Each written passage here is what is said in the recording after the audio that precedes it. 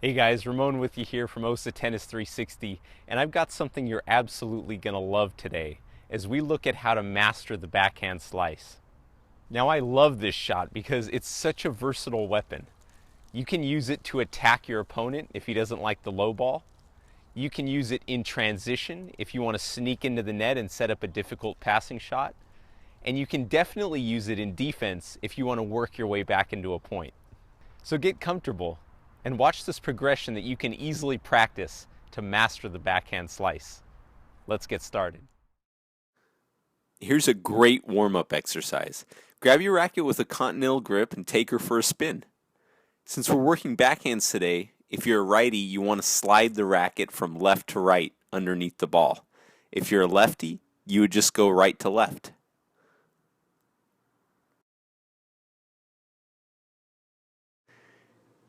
Here you'll see two 45-degree angles splitting the service boxes in half. One represents where your hips should line up, and the other where your arm will be at contact. If you've been on this list for a while, you've probably heard me talk about this a lot. If this is new information for you, here's a link to the video that explains why we're doing this. For now, just trust me on this one and learn to love these lines. Alright, so you can get a feel for the whole stroke, let's hit some imaginary balls. I don't think you're going to miss this one. You'll notice my left hand holding the racket at the throat and my right hand in that continental grip with my knuckles towards the sky. As you swing through to meet the ball, envision a smile.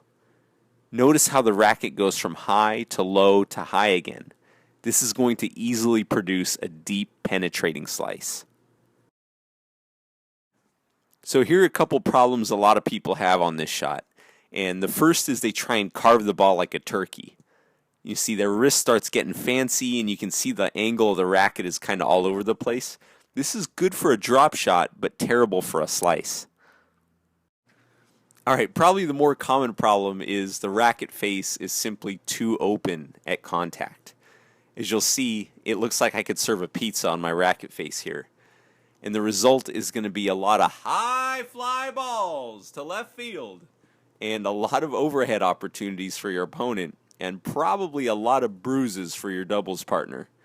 So instead, find the angle of the racket face that produces the results that you want, fix the angle, and drive through the ball. Did you know that the best way to learn any skill is in small chunks? It's because your brain can master a small chunk relatively quickly, and then you can add a new skill, and so on, until you have a complete map of that overall skill. So we're going to start out with our right hand prepared with our knuckles to the sky in a continental grip, and our left hand feeding the ball. From here, we're going to focus on making contact with our arm on that 45-degree angle and completing our smile. You'll be able to tell if you met the ball at the right time because the ball will jump off your racket.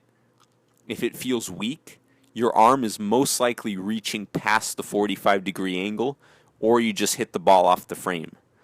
If the ball is veering left and you're a righty, you're probably behind the contact point. So go for it and do this about 10 times. All right, you should be feeling pretty good about the swing.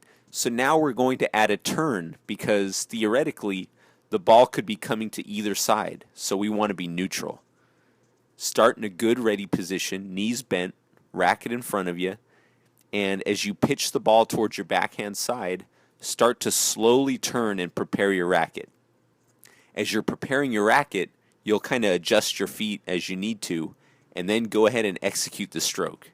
And that again is going to resemble a smile.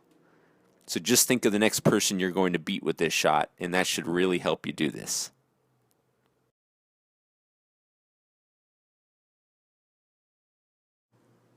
All right, nice job. You're doing great.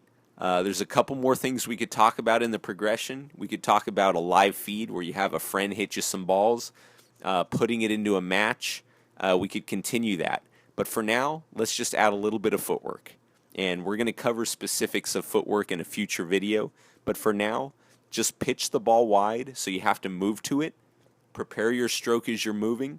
Then set your feet and let it rip. And there you have it. You're hitting a backhand slice with ease and are ready to mix it into your next game. Congratulations.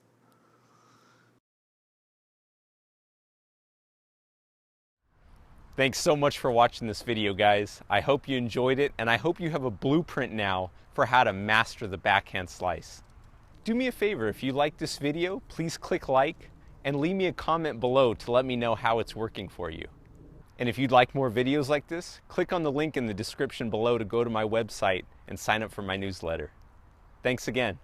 Bye for now.